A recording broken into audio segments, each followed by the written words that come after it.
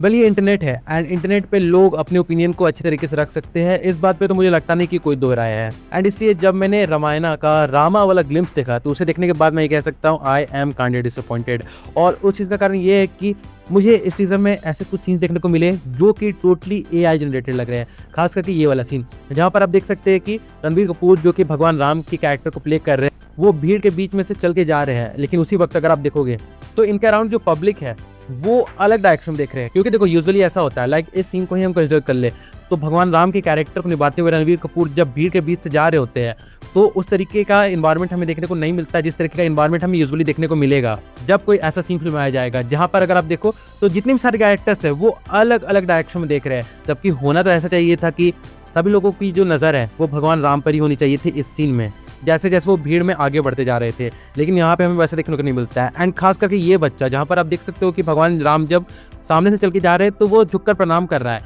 लेकिन उसके बाद जब भगवान राम उसके पास से पार हो जाते हैं और जिस तरीके से वो प्रणाम करने के बाद ऊपर उठता है तो उसकी निगाहें कहीं और रहती है, जिसे देखने के हिसाब से पता चल रहा है कि इस सीन को तो डेफिनेटली एआई के जरिए जनरेट किया गया है। अब देखो कई लोग ऐसा भी कह सकते हैं कि तू जाकर आदि पुरुष देख, चलो ठीक है मैं देख तो लूंगा, लेकिन आदि पुरुष और इस फिल्म का कंपैरिजन करना ही क्यों है जब तक हम जानते थे कि आदि पुरुष का जो बजट है जो बताया गया था वो 500 से 700 करोड़ के बीच में था एंड इस फिल्म का ओवरऑल बजट है 4000 करोड़, जहां पर अगर आप चलो 1000 करोड़ भी मान लो इस फिल्म के बजट का एंड 1000 करोड़ इस फिल्म की मार्केटिंग का, तो भी 1000 करोड़ कम से कम इस पार्टिकुलर टीजर को देखने के बाद या फिर इस पार्टिकुलर ग्लिम्स को देखने के बाद तो नहीं लग रहा है कि उसे जस्टिफाई कर पा रहा है ये टीजर। अब देखो आदि पुरुष के टीजर में हमें भी ऐसे कई सारे सीन दिखाए गए थे जो कि बहुत ज़्यादा आउट ऑफ द प्लेस लग रहे थे, मतलब ऐसा लग ही नहीं रहा था कि उन्हें जेन्युइनली क्रिएट किया गया है रामायण की कहानी को और अच्छे तरीके से बताने के लिए। एंड यहाँ पर भी कुछ ऐसे सीन देखने को मिल रहे हैं जहाँ पर भगवान राम को कैरेक्टर को प्ले कर रहे हैं रणबीर कपूर कुछ ऐसे कैरेक्टर से लड़ रहे हैं, मतलब कुछ ऐसे डीमन से कुछ ऐसे राक्षसों से लड़ रहे हैं जिनका सबसे पहले सीजीआई पॉलिश नहीं है, वो टोटली वीएफएक्स और सीजीआई की मदद से बनाए गए वैसे बिल्कुल जान पड़ रहे हैं, जो कि अगेन इस फिल्म की कैपेबिलिटी पे क्वेश्चन उठा रही है। अब देखो मैं जानता हूँ कि आदि पुरुष ने हमारे स्टैंडर्ड को इतना लो कर दिया, हमारे एक्सपेक्टेशन को इतना लो कर दिया है कि उससे बेहतर कुछ भी आ जाता है तो हम उसे अच्छा मान लेते हैं। एंड यहाँ पर भी वही सिनेरियो देखने को मिल रहा है जहाँ पर लोग इजीली आदि पुरुष से इसका कंपैरिजन कर रहे हैं, जबकि ऐसा होना बिल्कुल भी नहीं चाहिए था। और हाँ मैं एक और बात बोलना चाहूँगा कि रणबीर कपूर एज भगवान राम कुछ सीन्स में नहीं जच रहे हैं, मतलब ये भी मैं कह सकता हूँ कि केवल कुछ सीन्स है जहाँ पर भगवान राम के कैरेक्टर को प्ले कर रणबीर कपूर थोड़े बहुत जच रहे हैं। और देखो कल जब एलए में इस टीजर का एक प्रीमियर रखा गया था जहाँ पर कई सारे लोगों ने इस टीजर को देखा था तो उनके तरफ से ऐसे रिएक्शंस निकल के सामने आ रहे थे जहाँ पर वो इस टीजर को देख के बहुत खुश थे, तो मेरी भी एक्सपेक्टेशन और ज़्यादा बढ़ गई थी उस पार्टिकुलर या फिर उन पार्टिकुलर रिएक्शन को देखने के बाद। क्योंकि सबसे पहले तो हम जानते हैं कि फिल्म का बजट बहुत ही ह्यूज स्केल पे माउंट किया गया है, उसके बाद इस फिल्म को बनाने के लिए अलग अलग लोग सामने आ रहे हैं जो कि अलग अलग इंडस्ट्री से बिलोंग करते हैं। फिर आगे चल के क्रिस्टोफर नोलन का भी इस फिल्म से नाम जुड़ना, ये सारी चीज़ें इस फिल्म की हाइप को और कुछ नहीं केवल बढ़ाई जा रही थी। बट सैडली फिल्म के इस टीजर ने जिसमें हमें कई सारे ग्लिम्सेस दिखाए गए हैं जो कि एक्चुअल फिल्म में हो सकते हैं या फिर होने ही वाले हैं, उसे देखने के बाद फिल्म की पोटेंशियल पे मुझे थोड़ा बहुत डाउट हो ही रहा है। अब भले हम ये भी कह सकते हैं कि फिल्म का रिलीज होने में अभी भी 7 महीनों का वक्त बाकी है, तो ऐसा हो सकता है कि 7 महीनों में कई सारे लोग इस फिल्म को अच्छी तरीके से बना दे, कई सारे लोग मिलके इस फिल्म के वीएफएक्स और सीजीआई वाले काम पर अच्छी तरीके से जोर डाल दे ताकि हमें जो अल्टीमेट प्रोजेक्ट देखने को मिले इन दी थिएटर्स वो काफ़ी ज़्यादा बेहतरीन हो, इस टीजर से तो काफ़ी ज़्यादा बेहतरीन हो। और देखो कुछ लोग तो ये भी कह रहे थे कि हमने इस चीज़ को मोबाइल पे देखा है, अगर हम इस चीज़ को लाइक बड़े स्क्रीन पे देखते तो हो सकता है कि हमारा जो रिएक्शन होता वो थोड़ा और निखर के आता। तो देखो यही सेम बातें आदि पुरुष के साथ भी कही गई थी। अब भले मैं यहाँ पे आदि पुरुष को कंपेयर नहीं कर रहा हूँ रामायण के साथ, लेकिन मैं यहाँ पे कह सकता हूँ कि उस उनके साथ भी ये एक्सक्यूज दिया गया था। और हाँ मैं इस बात से कम्प्लीटली एग्री करता हूँ कि ये टीज़र आदि पुरुष के टीज़र से लाखों गुना बेटर है, लेकिन मैं फिर वही कहना चाहूँगा कि आदि पुरुष के टीज़र के साथ इस फिल्म का कंपैरिजन हमें करना ही क्यों है, जबकि हमें पता है कि इस फिल्म के बजट और आदि पुरुष के बजट में मिलियंस का डिफरेंस है। जिस तरीके से बहुत सारे इंटरनेशनल आर्टिस्ट जो कि बहुत ही नामी इंटरनेशनल आर्टिस्ट है वो इस फिल्म से जुड़े हुए हैं, तो उस चीज़ को लेकर एक्चुअली में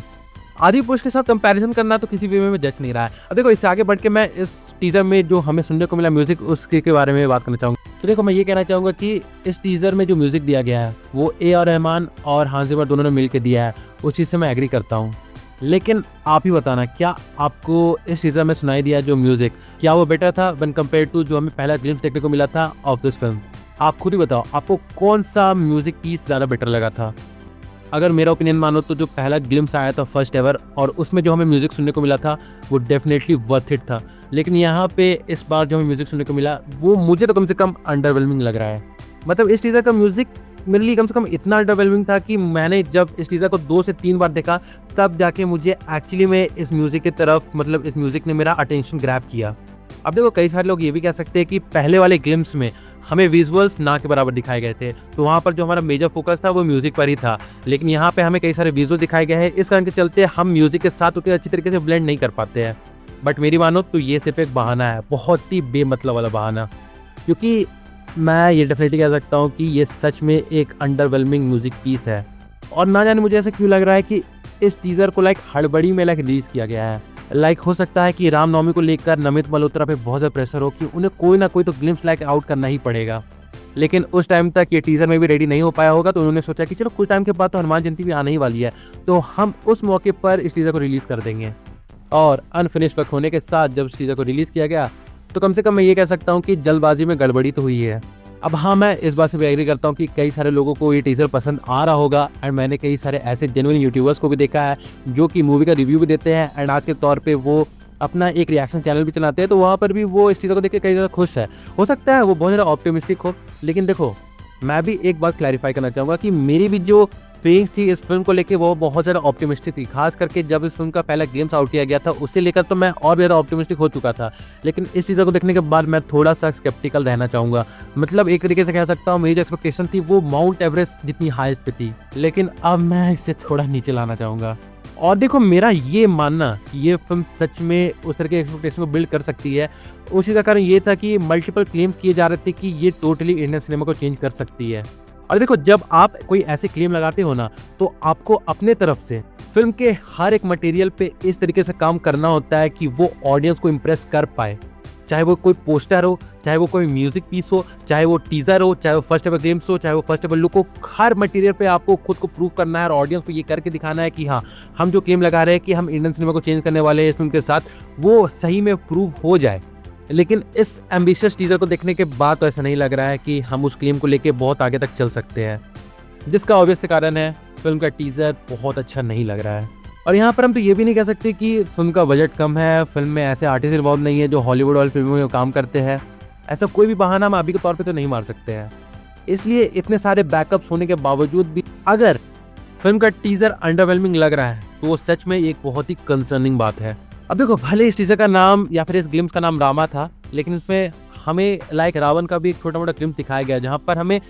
यश का चेहरा तो नहीं दिखाया गया है, लेकिन हम ये हिंट समझ सकते हैं कि आगे अगर कोई ग्लिम्स आएगा तो वो मे बी रावण से रिलेटेड हो सकता है।